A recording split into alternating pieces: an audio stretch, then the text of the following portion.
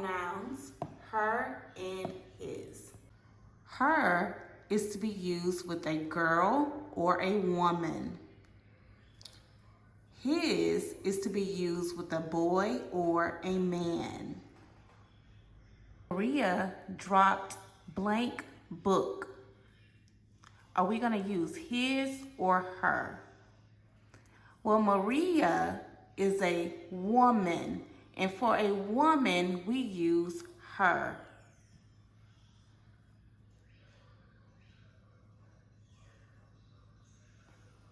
Fred feeds blank cat.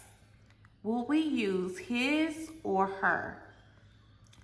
Well, Fred is a boy or a man, so we're going to use his.